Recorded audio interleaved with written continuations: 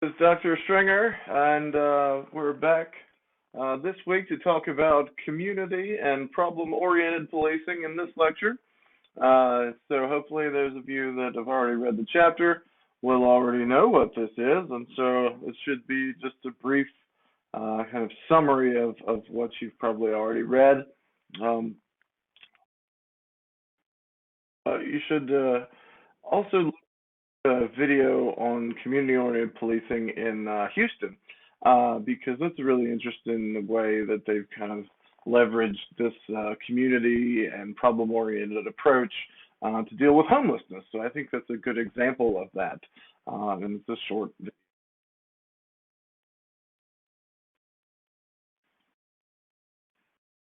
Said, so the rise of community policing, for those of you that haven't read the chapter, really kind of began as a result of this rise in the violent crime rate in the 60s and 70s.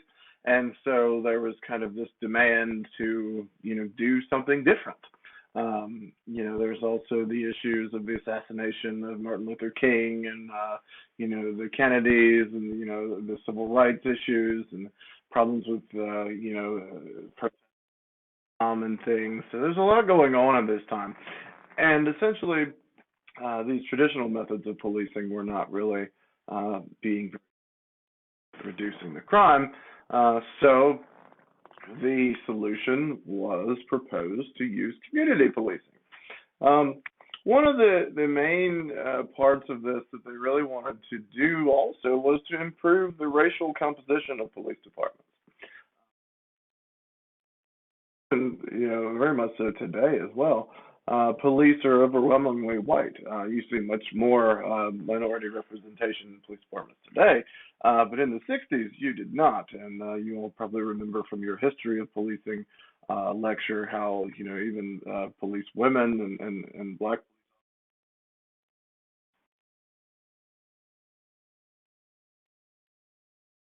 be called patrolmen and things like that. Anyway, and so, you had this push for equal employment, affirmative action, and things like that occurring as well. And if you think about it, you really want to try to have your police department kind of mimic the composition of the communities that they are policing. This might help with legitimate like this.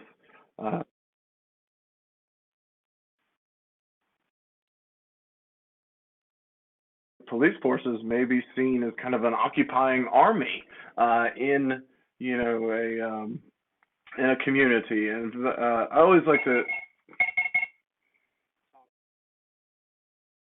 for those of you who haven't seen the movie Red Dawn, they had I think the country was invaded by the Russians, and the Russians had taken over the country essentially.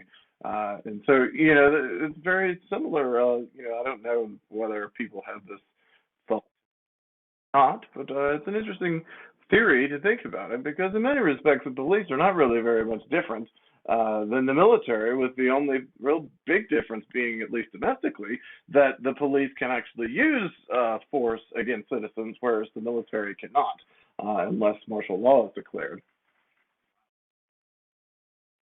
So we look at the rise of community policing. You had things, such as community relations bureaus, team policing, things like that.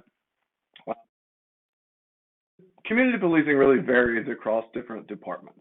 And almost every department will say that they use community policing.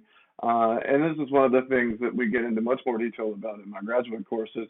There's not really a big definition as to what it is and how it should be implemented, which is why it varies so much across different departments. But anyway, and so, might assign small teams of officers and supervisors to certain neighborhoods. And one of the things being that, you might want to have officers assigned to the same neighborhood over time so they get to know the people there and get to know the various things that go on in that neighborhood and develop a relationship between the police and the citizens, which could, of course, as you can imagine, would be helpful in many respects. improve cooperation and things like that. You all have probably seen some examples of community policing, even on campus. We often have, these coffee with a cop events and things like that to increase citizen police interactions and relationships. And very important because if the relationship with the citizens in an area, it's going to make it much harder for them to do their job. A lot of intelligence can be gained, and I don't mean intelligence as in, being smarter, but I mean as in knowledge. Intel can be gained from the people that live in the community. They're there 24/7. Police officers might be there 8 hours a day, 5 days a week, but the people that are living there probably know a little bit more about what's going on. And so having the citizens to cooperate and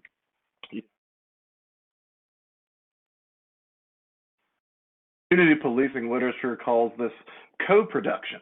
And I don't recall if that's part of in your textbook or not, but this idea that the citizens and the police should work together to co-produce these reductions in crime. Really peaked in popularity in the 90s. And one of some of the key concepts of it are that citizens matter to the police, that satisfaction is an important goal of policing. And some police, I think, might lose sight of that sometimes. That maybe we need to think about citizen satisfaction. And I don't mean satisfaction of the criminals, because anyone that is going to be taken to jail is probably not going to be too happy about it. Um, some aspects of procedural justice and how they carry out those investigations and how they treat people, even when they are taking them to jail, that I think could increase, you know, that I have over here. Let me see if I can get my clicker.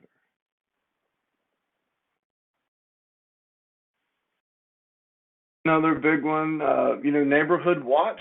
Um, really big.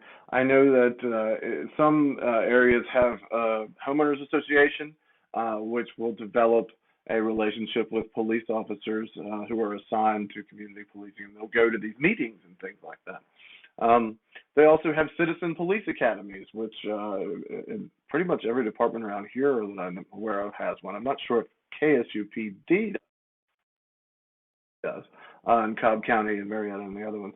Where citizens go through, it's usually about an 8 week type of thing, and it might meet on the evenings or weekends and things like that, where it's essentially a little scale of the police academy for citizens to kind of see what the police go through and kind of explain these things. Bike, another big one. And research actually shows that bike patrol doesn't really reduce crime per se, but it does reduce fear of crime. People feel as though they are safer when police are out on bike patrol. The park and walk has been another big one where officers are asked to park their vehicles and walk their beats instead. This ends up with a little bit of resistance from patrol officers. They, for those of you that don't know, don't really like to get out of their car.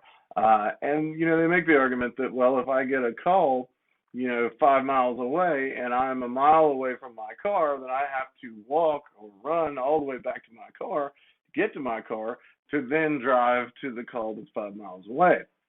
Um,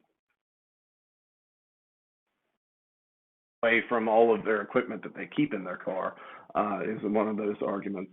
But areas like if you're in downtown Atlanta, you might be able to get around easier, on foot patrol or at least on a bicycle, right? Or on one of the sedgeways. You probably do see. I don't go to downtown Atlanta very often, but I'm sure you do see officers walking up north. So if you go to like Baltimore, Philadelphia, New York City, those areas, larger cities up there, foot patrol is a very big part of the department, and they have cars, but many officers are on foot. In New York City, it's faster to walk than it is to drive most of the time, and so these are things to think about. In addition, they also have citizen advisory boards. Um, this isn't quite as common. We see citizen advisory boards predominantly with use of force cases and things like that.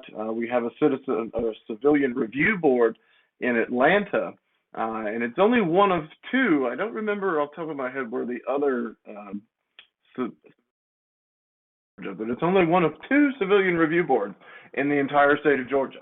So if someone makes a complaint against a police officer, it would then go to this civilian review board, who can then make recommendations to the chief. But next week, I believe. Anyway, so when you look at community-oriented policing, sometimes you'll see in the literature the word COP in uppercase letters, COP, and that's what that's just an acronym that people will often use for community-oriented policing, because it is kind of a mouthful, and so people just call it COP. When we get to talk about problem-oriented policing, that's usually called POP for features, of this, or community engagement. Like I already mentioned, co-production of crime prevention, modification of the traditional role of police. On just enforcing the law, but to enhance citizen satisfaction, to reduce disorder, fear of crime, and of course, crime itself. And important feature is kind of this decentralized command. And this is an interesting part, that they say that, well, the officers in the community should be given a little bit of discretion as to how they handle different problems within that community, rather than just some captain or chief or somebody who's all the way downtown saying this is the way everybody in the department should handle homelessness or people with drug problems throughout the entire county. You discretion excuse me, at the neighborhood level, to say, okay, well, maybe we've got this homelessness problem, maybe we can think about how we might address that here, because homelessness in Cobb County might be a little bit different than homelessness elsewhere. For example, or maybe even look at within Cobb County. If you have homelessness in Marietta, it's probably a very different issue than having homelessness in Kennesaw. And although that's all under the jurisdiction of the Cobb County Police. And of course, Marietta and Kennesaw have their own police departments too, but the Cobb County Police still has jurisdiction in those areas as well. Anyway, so looking at problem-oriented policing,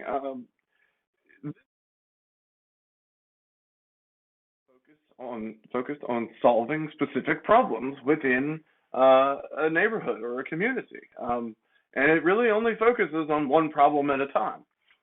So if you have a problem with homelessness, you might implement some policies to try to find homeless people jobs and places to live and things like that, like you'll see in that example on D12 from Houston. Addiction problem, you might implement policies like they have in Marietta now. They've created what is called an assist program, and essentially what this program does is whenever the police go to a scene where they have to revive someone who's overdosed on opioids with Narcan, then the assist team, Lieutenant Michael Goins, and maybe a social worker will go and try to talk to that person and convince them to go to rehab. And there's numerous places. The extension, which some of you may have heard of, is in Marietta, which I'm on the board of, which actually takes people for free, if they meet all of the criteria. So there's resources out there to put people into rehabilitation to address their drug problems. Things about problem-oriented policing is really getting officers to think outside of the box and think about how maybe they can address a problem in a community without having to arrest people. Now, sometimes you might have to arrest someone in order to solve the problem. There's just no way around it. If someone's robbing a bank or something like that, then you can't be like, oh well, maybe we'll give you some money and then you won't rob banks anymore. That's a little far fetched. You're dealing with issues of homelessness and drug addiction and even mental health. Arresting these people is not really going to help. You Marietta has a quote which I often use, and he says, and when he's talking about the opioid problem, and he says, "We're not going to arrest our way out of this problem," right? And I think that's a point well taken. That you can take a drug addict, and you can arrest them, but they're probably going to get out a little, in a little while, they get out of jail, they get bonded right out, and that doesn't really help with the drug problem, right? So this is a big thing, and research has actually shown that problem-oriented policing is actually very effective at solving whatever problem. Also, the Kennesaw Police Department, when train their new recruits, as soon as you get out of the police academy, part of your police officer training or field training, uh, to create a neighborhood portfolio of any given neighborhood that you're going to be working in and identify problems in that neighborhood, whether they be crime, disorder, whatever it might be, and identify some ways that you can possibly work to solve these problems. And so that gets that officer out of the mindset of, okay, we just need to look at who's committing crimes and arrest them, and gets them into trying to dig a little bit deeper into trying to figure out what the problems are in a community, as well as what potential solutions there are out there other than arresting people. And that's not to say that arresting people is necessarily a bad thing. It's just that we know from tons of research, and that anyone who's been a police officer will tell you that you arrest somebody, and then a couple hours later they're right back out on the street and they've been bonded out. And so it's just a cycle, and it's very frustrating for police officers because they're just constantly arresting the same people over and over again. And so, trying to address these things would be, helpful. One example that I can think about from the Kennesaw Police Department's program, where one of the recruits had, there was a lot of traffic accidents at this one intersection, right? And so, it was like, well, you go and you look at the intersection and you start to think, well, why are there so many traffic accidents? Well, there was a stop sign, but it had some trees that had some overgrowth, so you couldn't really see the stop sign very well on one side. And then it got to thinking, well, with the amount of traffic going through this intersection, maybe introducing a traffic light would be helpful. And so, in the end of the day, what they did was, well, at first they just worked with the owner of the property that was near the stop sign to get them to trim the hedges back. So that you could actually see the stop sign, right? And that helped a little bit. And then they actually worked with the traffic department in the county to actually install a traffic light and say, hey, look, can you guys come look at this traffic flow and stuff, and see if maybe we can get a traffic light in there. And so this happened. It fixed the crashes in that intersection, went down. The police officers didn't have to arrest anyone. So I think that's a good example of that. Another example would be one of my favorite articles on problem-oriented policing. Uses this, I can't remember the city that it was. I think it might have been Newport News. But essentially, anyway, it doesn't matter. But they had this park where people were afraid of going to the park because there was a vacant lot next to the park where a bunch of young people had kind of constructed this kind of dilapidated fort type of thing. I think they called it a tree house. I'm not sure whether it was actually in a tree or not.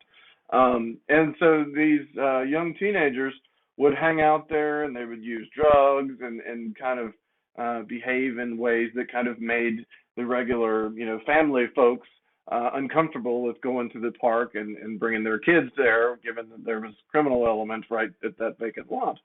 And so what happened was, using a problem-oriented approach, rather than just going and trying to arrest all the teenagers or whatever,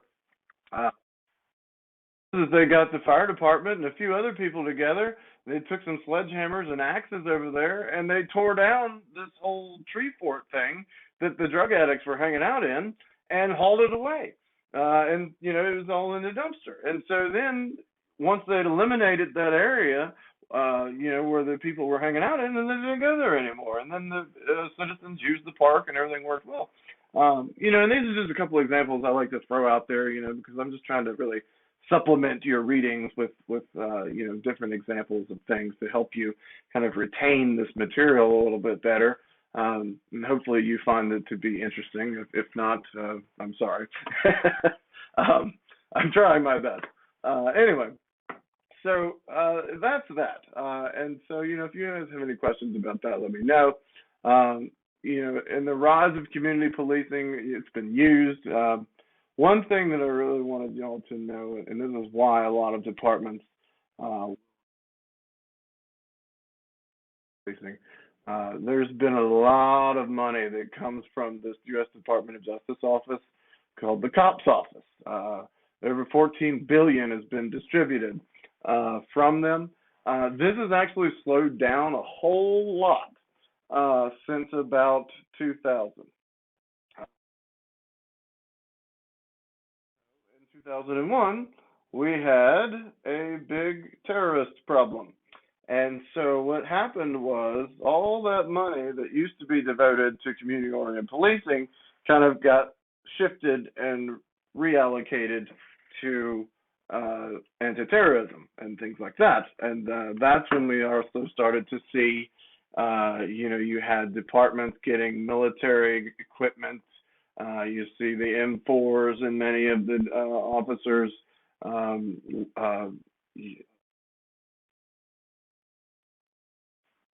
Mentioned before, this has actually started to gear up a little bit before 9/11 with the Waco shootings and the North Hollywood shootout. And then, after this, it really just took away all the money from, not all the money from cops, but, it limited it. I think they went from 14 billion to, I think, only about 3 billion in 2003. Things to think about. Cops kind of got swept under the rug in the militarization era that I think that we're in now, even though your textbook, I don't think, calls it that. You think your textbook still says. So looking at the rise of community policing, can the police affect citizens' attitudes towards the police? This is a really important issue right now, right? There's what's called procedural justice, and that's the perceptions of being treated fairly by the police. You treating you fair, or was he treating you unfair? And these are all issues of procedural justice. The procedures that the officer goes through as he's investigating a crime or searching your car or whatever. Was this officer polite? Was he yelling at you? All these things.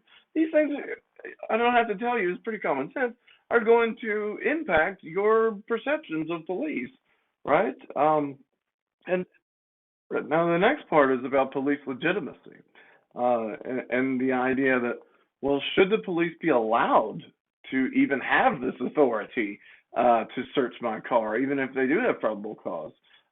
Should they be allowed to have the authority to use force? The police legitimacy of the police has been in question for many years, and right now it's at a pretty. At the time I'm recording this video, is at a pretty big apex, right? Because many people are not police in engaging in crime control behaviors, and they're also not accepting the procedures. They want more procedural justice. It's an interesting topic to think about.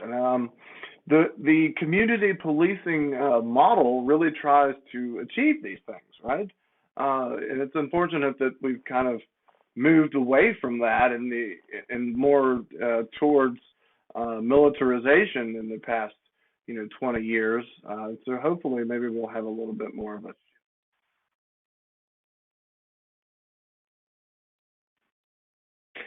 this is just a little bit of data on confidence in the police by race. But if you're white, you probably have, a good, deal of confidence in the police. However, if you're black or Hispanic, you don't have nearly as much as if you're white. And so this really goes to illustrate the police differently, dependent upon what your race is, because you've probably had different interactions with them over the years, or people have, or you've seen it on the news, whatever. And all this stuff impacts your perceptions, right? That's pretty common sense. Anyway, the effectiveness of community policing does show that it has very little influence on crime. And so critics of it often say, well, it doesn't have any effect on crime, so we don't need to use it, right?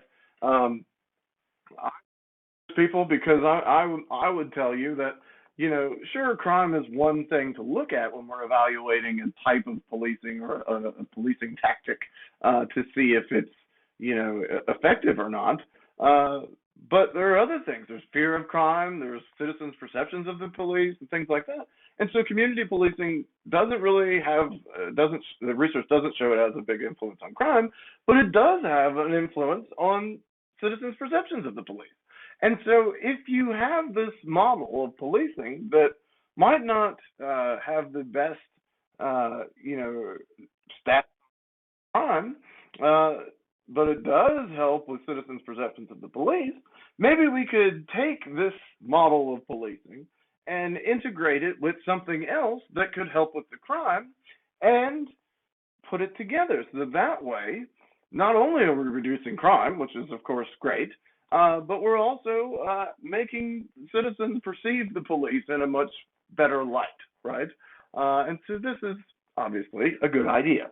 And so there have been some studies that talk about problem-oriented policing and community policing working together and coexisting. And I think this is an interesting thing to talk about and think about, because if you tried to implement problem-oriented policing in a neighborhood where the citizens and the police do not have a good relationship, right? You need to have the citizens' cooperation to help you to identify the problems, figure out the sources of those problems, and identify ways to resolve those problems. And if the police and the citizens don't have a good relationship, that's very unlikely to happen, right? Now, in my traffic light example, I guess you might not need the citizens' cooperation as much because you kind of can identify that yourself. But in many other instances, probably not. Like in my park example, well, if people weren't going to the park and no one told you that it was because they were afraid of the people using drugs on the vacant lot next door, you would have never figured that out. You might have, you might not have, right? Um, these two things often go together. There's something known as the SARA model in problem-oriented policing, which is basically scanning, analysis, response, and assessment. So you scan, you identify, what the problem is, you do some analysis to figure out what is known about the problem, and then you develop some sort of response, what you're going to do about it to try to resolve the problem. And then you conduct an assessment afterwards to figure out whether you've actually solved the problem or not. I had graduate students the other night about this because it almost makes the average police officer into kind of a criminologist, where now we're not just saying, okay, we'll go out to, when you're called to a scene, determine if someone's broken the law, and if they have, then arrest them. That's pretty simple, right? That doesn't take a rocket scientist to figure that out. But now we're saying, no, we don't want you to just do that. We want you to dig deeper into the actual problems that are causing crime and disorder and fear of crime and things in communities. And then once you've identified these problems, figure out what's causing the problems, which for those of you that have taken research methods, that's a challenge in and of itself to determine causality. And then determine some sort of response to solve the problem. And this is a time where, things like this are really going to help you all. And some people think, well, why do I need a criminal justice degree? Blah, blah, blah. Well, these you all do, taking research methods and learning about all of these different strategies and things are going to help you down the road if you end up having to solve problems like this out in the field, right?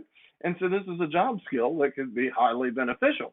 If you're just somebody who has a high school degree and don't really know that much about this type of stuff, it'll be more challenging for you to develop these policies and on criminal justice policy and all these other things. It all kind of goes together to help develop your critical thinking and problem solving skills, which is highly beneficial and highly marketable as well.